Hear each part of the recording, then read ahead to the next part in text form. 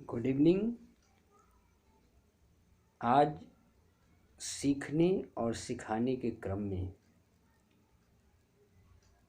Teaching और learning के first step में या शिक्षण और अधिगम की प्रथम अवस्था में आज हम लोग जिसके माध्यम से अपने प्रिय विद्यार्थियों तक पहुंचते हैं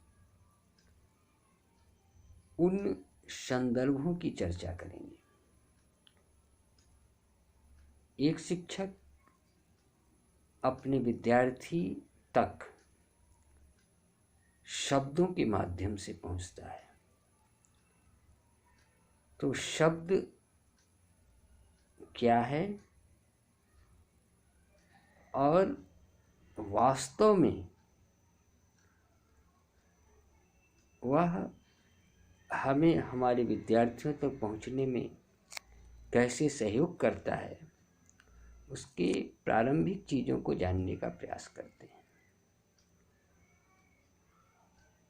क्योंकि शिक्षण और अधिगम की प्रक्रियाएं यहीं से शुरू होती हैं। कहा जाता है कि शब्दों के संदर्भ में ये बात कहा जाता है कि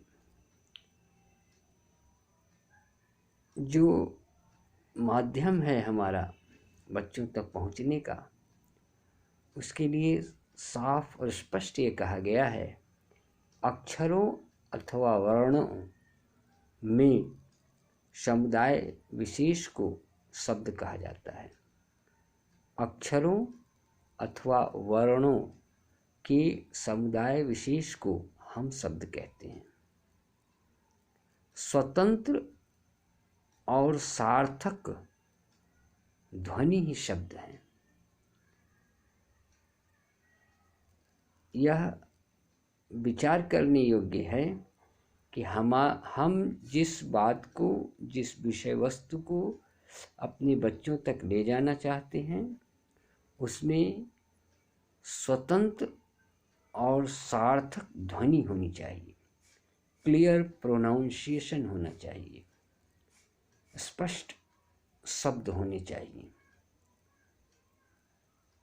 यह बताया गया है कि शब्द ही माध्यम है। तो लिखा है अक्षरों वर्णों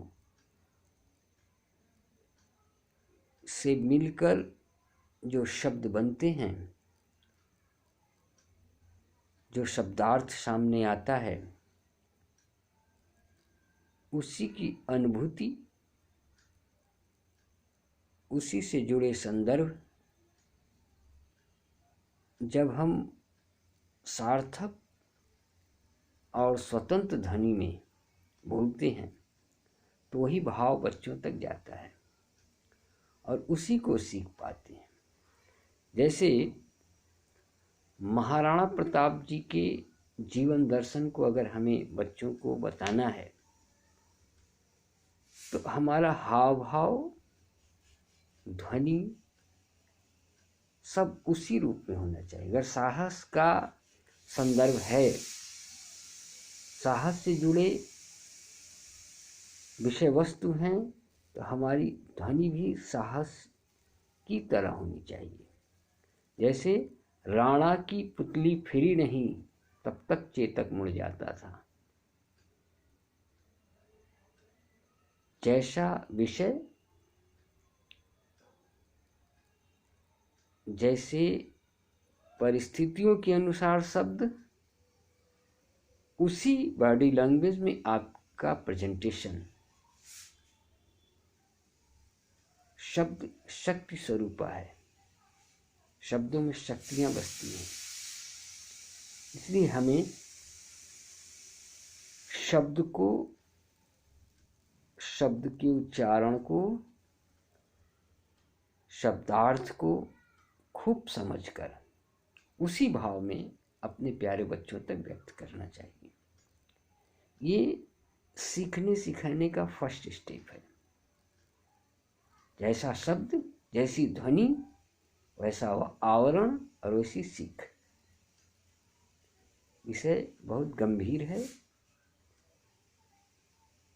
सीखने और सिखाने का प्रथम स्तर है, प्रथम स्टेप है।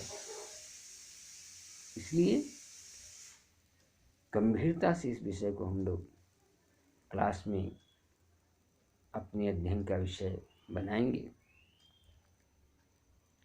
और आपको इसका प्रयोग सिद्ध ज्ञान देने का प्रयास करेंगे। Okay, have a good day, thank you.